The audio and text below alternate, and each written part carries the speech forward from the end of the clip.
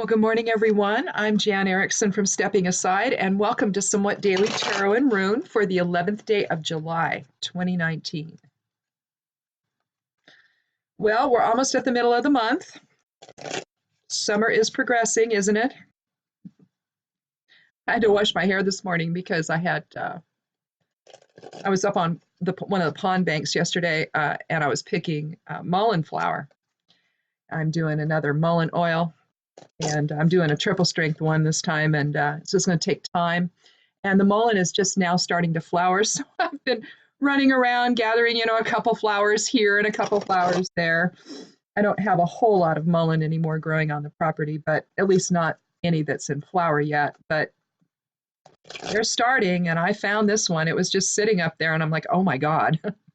And I had a ton of them. So anyhow, I was able to get the rest of what I need. And then every couple of weeks, I'll strain it out and I'll add more fresh flower to it. And normally, it's like with St. John's wort flower, normally you would not use fresh herb with oil. You would use dried herb with oil. At the very least, you'd want to fresh wilt it. But because it tends to emulsify, there's water content in the fresh plant material. And so water and oil doesn't mix very well. So it tends to spoil and do all kinds of things. So how you get around that, I just never do it unless I'm using dried herb. But in the case of flowers, though, St. John's wort and mullein, I do use those fresh. And what I do there is I just put a single layer of cheesecloth over instead of a lid. I'll put that on, and then either if it's a canning jar I'm using, then I'll use just a ring, for it. I'll use that to secure the single layer of cheesecloth in place. The idea is you want the gases to escape, so you don't want to have a thick layer of cheesecloth. I just put a single layer on, and either use that or a rubber band or something, whatever I can find, And then that allows us the gases to escape while the flowers infuse into the oil. And tomorrow, I should have gone out there to the greenhouse and grabbed it. I do solar infusions with these, although I don't have my mullein out there yet. I'm going to take that out there today. I like to have the sun infuse it. When you do that with I forget the constituent that does this, but with St. John's wort, if you put it out in the sun and you use fresh flower in your oil, then it turns red. It's just gorgeous. And this time's oil is going to I actually found my other oil. I couldn't find it. And so that's why I went out and I did another oil, because I could not find my quart jar of St. John's wort oil. I could not find it. And so, but then I found it, of course, the other day. And it's not as red as what I have out there now. So this is going to be really cool when it's done tomorrow. I'll strain it and I'll show it to you guys on Monday. And you can see what it looks like. But it's so pretty. It's like if you've ever done calendula oil. Oh my God. That I do dry. That flower I do dry. But I use it dry in the oil. But it makes this most gorgeous orange oil. You want to use probably the orange calendula. Calendula is in a lot of different colors, a lot of different shades. So you want to get the really brilliant orange ones, the deep orange ones. The darker the color, the better, and let them dry and then stick them in. I mean, you can use any oil you want to. Grapeseed is a favorite of mine because it's so light. If you really need something medicinal, though, you'd want olive. Otherwise, you could use almond oil. You could do a blend. I like to do a blend of almond and grapeseed and apricot, wild apricot oil. That's nice oil too. And you can just basically, equal parts or whatever you feel like doing, whatever you have. It doesn't have to be precise at all. You can just do whatever you like. There's jojoba oil. There's all kinds of stuff you can use to do the infusion. But in any event, unless it's, mullein or St. John's wort flower, I don't use them fresh in when I'm making an oil. So, and those, you can also do solar infusions as well. You don't have to keep your oils in the dark. unless it happens to be an herb that you might want to do that with. I don't really know of any. There might be some. I just don't remember. But most of my tinctures, I just set them on my work table in the kitchen. So that's where they go. I don't put them in the dark either, and I just try to remember to shake them every day. So, oh, we're already throwing cards. So anyway, that's what's been going on here with me. I'm almost done. Well, I shouldn't say that. I guess I don't know that. I'm doing a new blog post. It's going to go up today. Also, there'll be another moon one go up maybe today. I don't know, or tonight. I think it moves in the wee hours of the morning. I don't know when it moves, but 2 something. I don't know when it does. But anyhow, I have to do it tonight so that it's up there for tomorrow. Anyhow, the herb one I was hoping to get up already, but it was just taking too long, and I was not really sure how I wanted to approach it. And finally, I decided, and I've been working diligently on it, but I've done the comfrey. I'm in the middle of doing the oats, and then I'm going to do the marshmallow. And then I'm going to post it. So you get to learn a little bit about that. So head over to Stepping Aside at imsteppingaside.com if you would, and check those out. And check out the blog, look around. Lots of things to see there and look at and explore and read about. This is your first time here, though, welcome. Thank you so much for coming by. Click subscribe. I'd love you to do that. And if you're back, thank you, thank you, thank you. As we grow our tarot and rune family here together, exploring how all of this impacts our lives and can guide us and make us think about things maybe we hadn't thought of before. Yesterday, I told everybody that I believed that the serpent of knowledge gave, Eve access to all of that because she was the stronger of the two, but, I'm just a witch upsetting the apple cart. So yeah, I see things a little bit differently, maybe, than some people do. So don't panic. It's okay. You don't have to adopt any of it. It's just something to think about.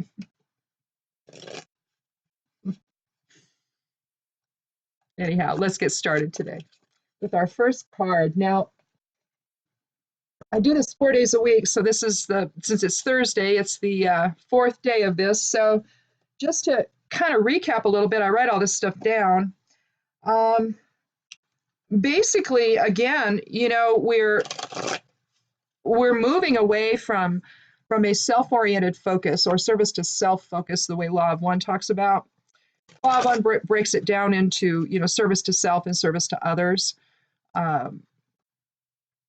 Human design would view that in terms of the incarnation cross they look at would be the left angled cross versus the right angled cross. And in that respect, the right angled cross would be someone who's focused on themselves, but not necessarily in a service to self mode, maybe, but it could include that. The right angle or the left angled one, though, they're more concerned about the other, the greater aspect of self or the unified consciousness. I think that it's just maybe you start out there as a right angle and then eventually, you incarnate so many times and eventually your awareness gets to the point where you move outward, maybe. I don't know. I don't know if there is directionality to it. I don't know. But I know that it struck me when I read the definitions of that really that's what it's talking about. It's talking about where you're placing your attention. Now, it could just be that you have a lot of stuff that you're working on, inner stuff. And that's what the right angle, basically suggests. And so it's more of a I'm working on myself while I'm here focused than necessarily self-centeredness or anything like that. But, it could be that way as well. I think that most of the population, if I remember correctly, according to human design, is right-angled in their incarnation cross. and a lesser number. And I don't remember now what the percentages are. I just know that I'm a 6-2 generator with a triple split definition with a left angled incarnation cross of the clarion, and my Godhead is Christ consciousness. So there you go. I love that system. It's cool. I actually, it employs the I Ching, and I actually like it maybe more than astrology. Maybe. I don't know. But it's very cool. So if you haven't checked that out, go over to jovianarchive.org and get your free bodygram. I have no monetary relationship with these people. I just love this system, and I do include it oftentimes in my moon information. I'll include some human design gates in there as well, just to give a little extra depth to it, to the aspects section of it. So anyhow, but check it out. It's interesting. You would be surprised. It's very interesting what he did. Now, Ra'u has since passed. He passed a few years ago, but he's the guy that this came to, and it's just a different way of looking at who we are and how we're all defined, and it integrates planetary movement with the I Ching. So it's just really fascinating. I recommend that as well. So anyhow, let's draw our first card.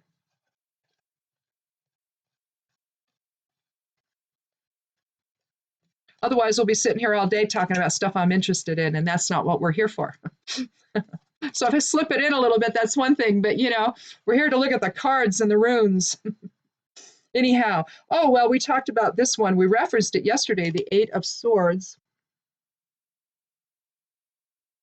You see back in the distance there, you see the castle on the rock face up there. The woman is blindfolded.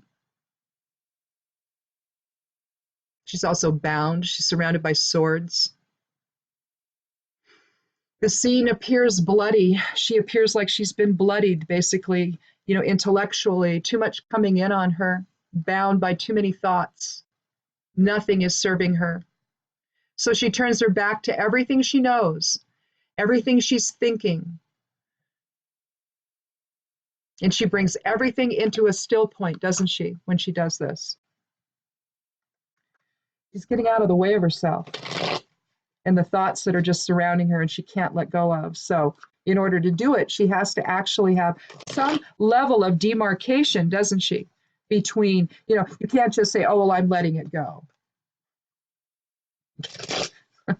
How do we know? Well, here we know because we see her bound and blindfolded.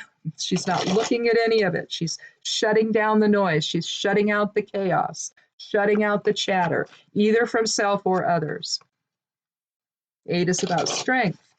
It's about an awareness of more than just yourself. It can be leadership skills. And so sometimes it takes great will. We see she's dressed in red and there's red blotchy sand all around her. She's standing in a red soppy mess, isn't she? I'll show you again. You see that?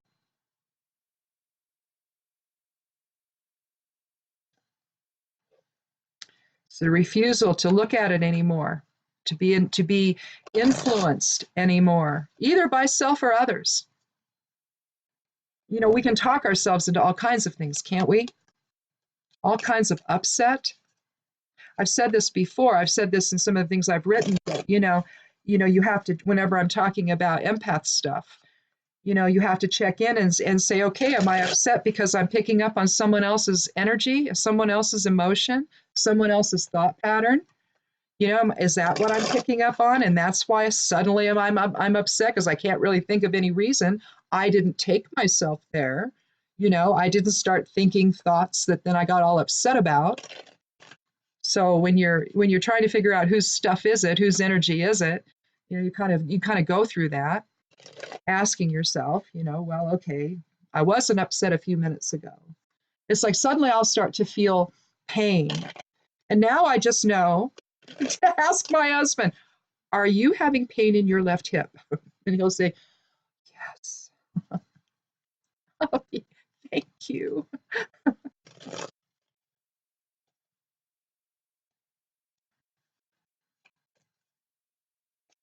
Let's draw another card. But here we need to clearly shut out the noise of something today.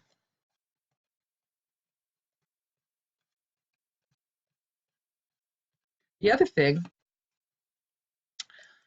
and with respect to empaths and survivors, especially empaths who are survivors, the other thing that can happen, I think, with this Eight of Swords is if you're somebody who is following the news right now, we know that not just an accused predator, but a convicted predator has been rearrested. And so there's going to be a lot of things that come out. Many of us are already triggered by the guy in the Oval Office and all of the things that he's involved in, and he's involved with this guy, or has been in the past.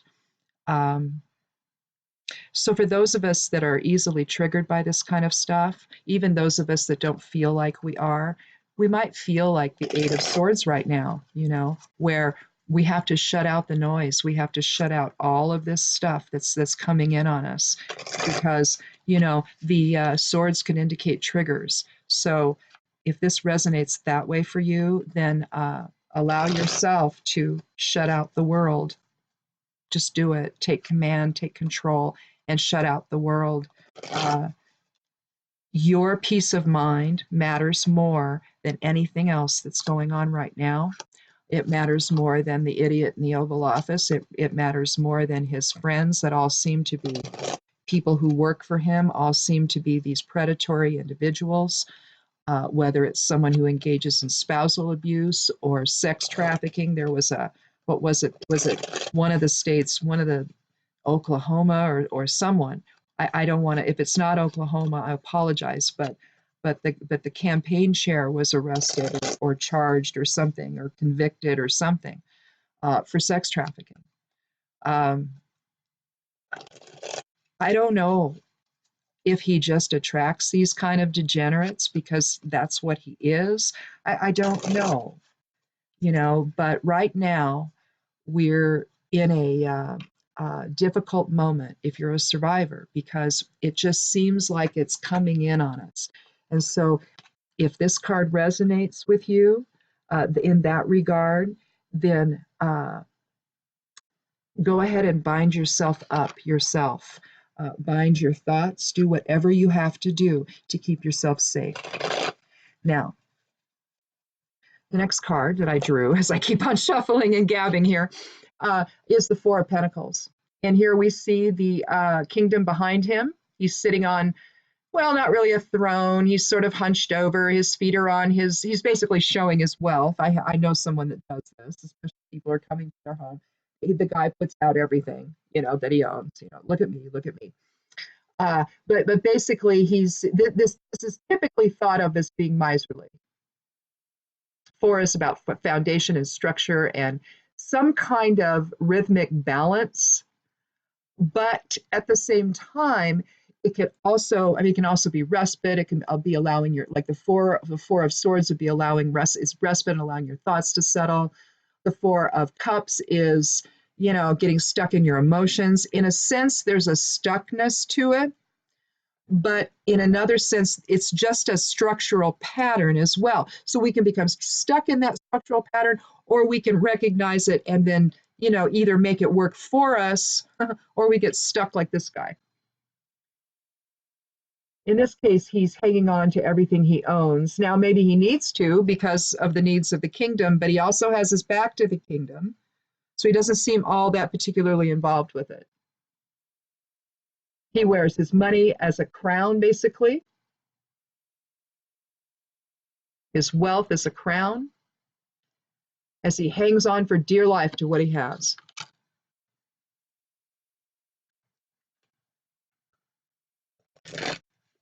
I read a brief line that the predator involved here is trying to give up certain things in order to get bail. He'll give up his plane. He'll give up this and that. Well, yeah, I got a feeling they're gone anyway, so I don't think he really can give up anything, can he? They're going to take all that, right? Anything involved in the trafficking, they're going to take it. So this could be that if this is a survivor reading, which it kind of looks like it might be, you have the predator here who wants to hang on to all he has. In this case, it's the king. So you could look at this as the guy in the Oval Office who's trying to hang on to everything he can. Oh, I don't know this guy. Because everyone who knows him, yeah, I don't know this guy. Bill Clinton came out ahead of it with a statement. Yeah, I don't know what you're talking about. Well, as a survivor myself, I don't believe any of these folks, all right? I don't believe any of them. You hang out with someone like this, you are someone like that, as far as I'm concerned. Now, that might not be true, but as far as I'm concerned, why on earth would you hang out with somebody like this? You barking at the boundaries here? Trying to get a little thrill over something you should not be thrilled about? This is underage sex trafficking. It's trafficking in underage girls.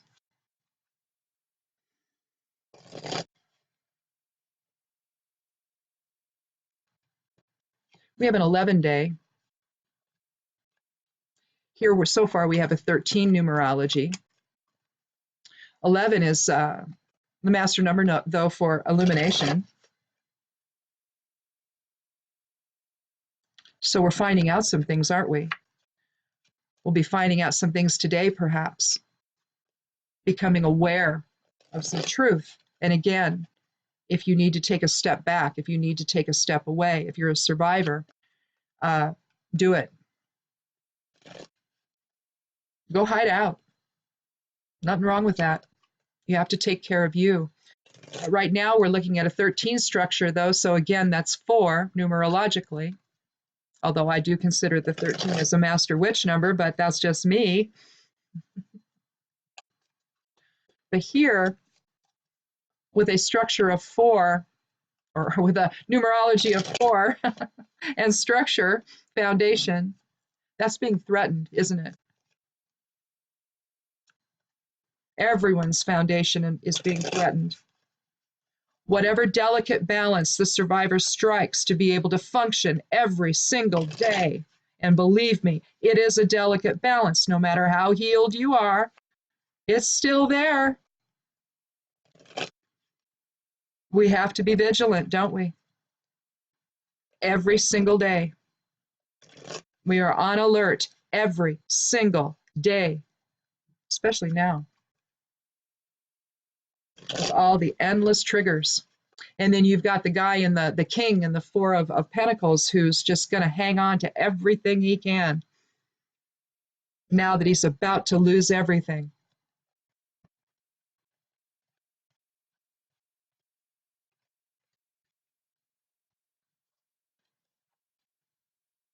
The King of Wands. We're going to do a 4th card. When I first started this video series, I was doing 1 card in 1 rune. But, you know, higher self is like, yeah, honey, that's boring. So we're just going to make sure that you pull some court cards as your only card. And then what you going to do, right? Court cards can be either the individual on the card or it can be the qualities thereof. And without something else to interact with, you're kind of left wondering, well, what? What's that about, you know? So we have the King of Wands. Now, I suspect he's related to this guy.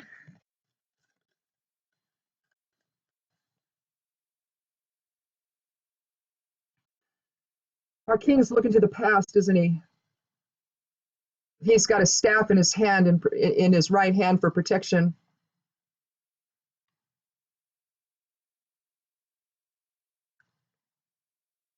You see the traditional type of Ouroboros with the salamander, not the snake, but the salamander grabbing its own tail there, don't you?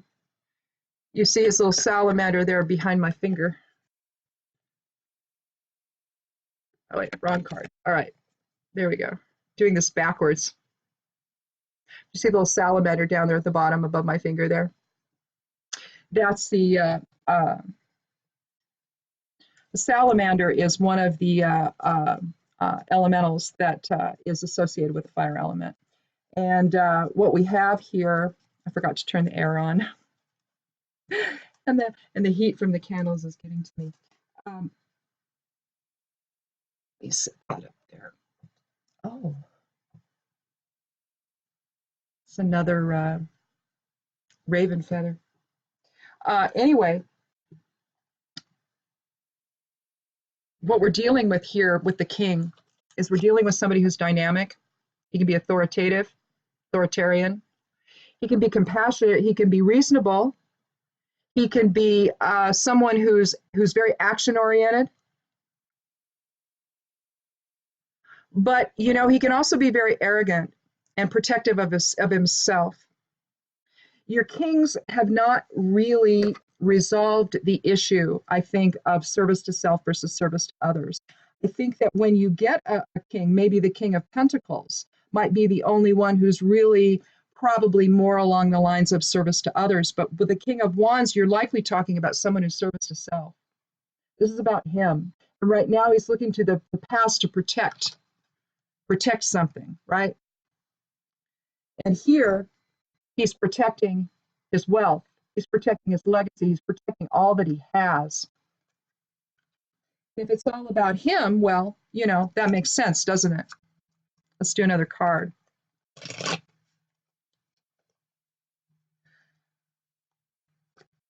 You know, I thought yesterday's reading might have been a survivor's reading, but I just decided not to go in that direction. I think today we're going to have to, though, because this is hard. This is hard to hear this stuff. It's hard to hear because more and more girls are coming out now. On Twitter, you're finding attorneys that are coming out and saying, hey, you know what? Anyone who needs us, we're here for you. Pro bono, we'll do this for free. So here's our numbers. Here's our addresses. Here's our phone numbers. And here's our email. And please contact us. We will help you.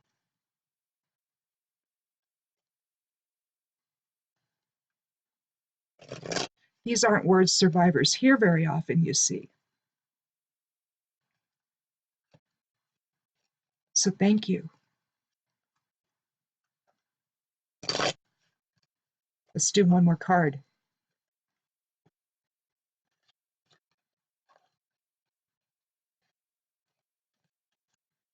You see, you have the pressure from authority on this woman here in the 8. And here we have the 10 of Pentacles, which we had, was it yesterday? Let me look. Yesterday was 6 of Pentacles. It was Tuesday we had the 10 of Pentacles. So we seem to be ending each reading with shared abundance. This is legacy. We see the doorway into new experiences. We see the pentacles arranged in the shape of the Kabbalah, or rather not the Kabbalah, the tree of knowledge from the Kabbalah, from Hermetic thinking. A sense of completion and new beginnings.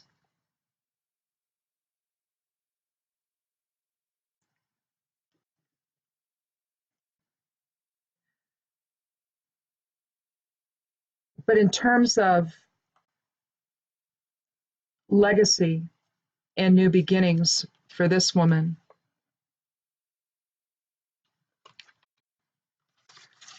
something has to change here. The authority that has protected this man, this predator, and all of his very rich friends who have used these girls and thrown them away.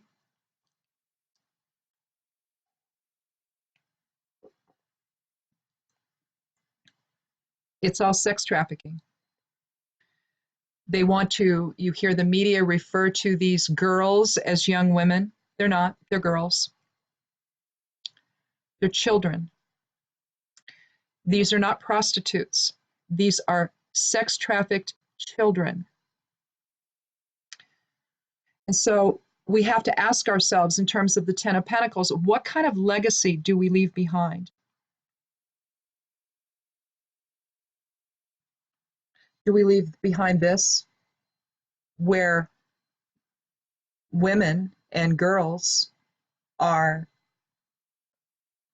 controlled and bound by others, by rich men who can do as they please because they're rich. The deal that he got back in, what was it, 2007 or 2008, when he got to simply do as he pleased while supposedly being incarcerated, except that he wasn't. All of this happened spearheaded by a guy who's now our Secretary of Labor. A little quid pro quo there, maybe? Is that why he got the job? Why him? Why him? Because this particular cabinet position is in charge of sex trafficking. It's in charge of handling all that. He just cut the funding by 80%, or he wants to. I don't know if it actually went through, but that's what he's asking for, is an 80% cut to sex trafficking funds so that they can combat sex trafficking of minors.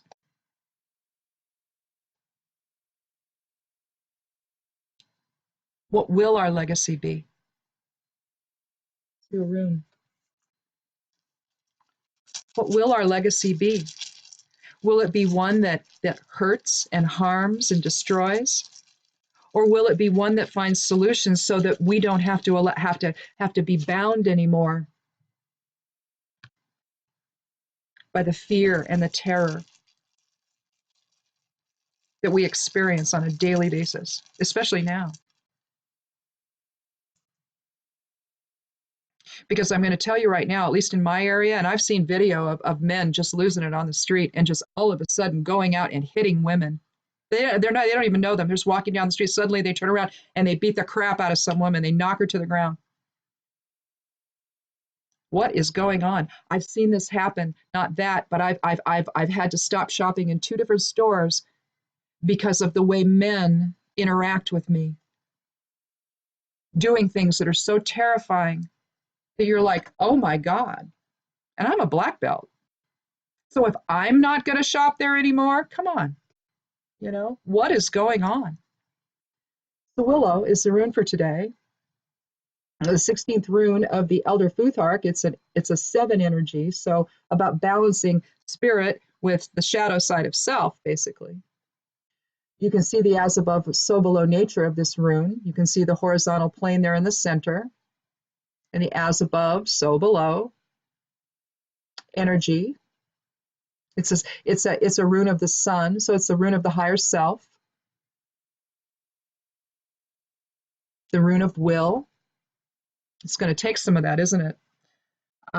In order to figure this out, we need to know what happened with this guy and all of the men that he was involved with, all of the women that he was involved with, all of the people in his little black book. Need to know, were they just simply people he was trying to compromise, or did he compromise them? Did they go willingly? Who are they? Are they all pedophiles? Are all of them? Because that's what we're talking about here. These aren't 18, 19, 20-year-old, young women. And those I would still say are girls. No, these are children. Children. 13, 14, 15 years old. Children. We need to wake up. Swell is telling us to wake up. Now we're going to do a geomancy rune to tie all of this together, hopefully. Geomancy, if you haven't been here before and if you don't know what it is, it's an older divination method. I've just elected to do it with having 4 runes with a single dot on one side and 2 dots on the other, and however it falls, then I put them in the order of fire, air, water, and earth, and then we figure out what it is. So, because I can't see anything in here, let's take out the magnifying glass and find fire. Okay, fire is 2 dots. Air is 1. Water is 1. Oh, we have conjunctio, and earth is 2. And I will show you, rather than drawing it out, I will show you which one it is. I've actually done them here for the purposes of being able to take pictures for the blog, when I do my geomancy readings and stuff, I like to, there it is. I decided to just do runes with each one on there. 16 geomantic runes. Actually, there's 8, but then when you flip them upside down, you create the opposite, and so there's 16. But anyhow, you have conjunctio. The 2 dots are passive influences. The single dots are active influences. And so you see an active attempt at unification and joining.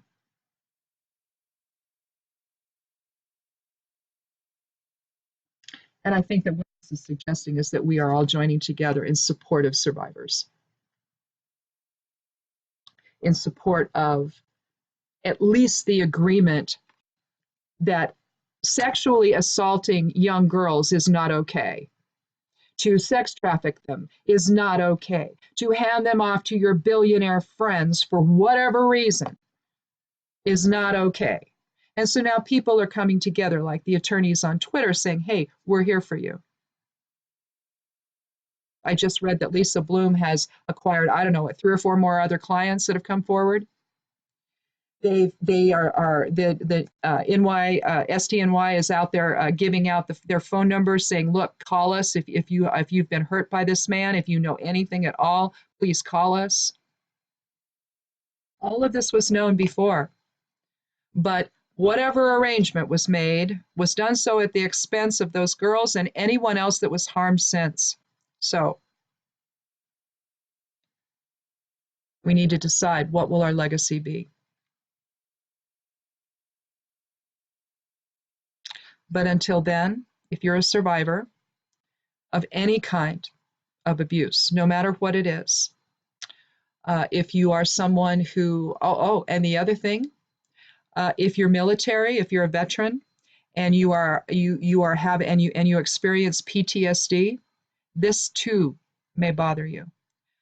It doesn't necessarily have to do with anything that you've experienced when you have PTSD, and survivors of sexual assault, of molestation, whatever that happens to you, whenever it happens to you, that's basically when you have these triggers. This is PTSD, okay? This is post-traumatic stress. It lasts forever. Even if you don't suffer most of the time, it can come up at any time. And so triggers take many forms. Anything that's highly emotionally charged can be that. So if you're not someone and you find that's an actual survivor of this, and you find yourself triggered, well, that's why. So just be gentle on yourself, be easy, take your time out, shut out everything if you need to, and take care of yourself, because you are more important than any of this. Trust me on this. So I will not see you again until Monday. So, and when I do, I'm going to probably show you in fact, I'll have my St. John's wort oil to show you so you can see how pretty it is. And again, take a time out if you need it.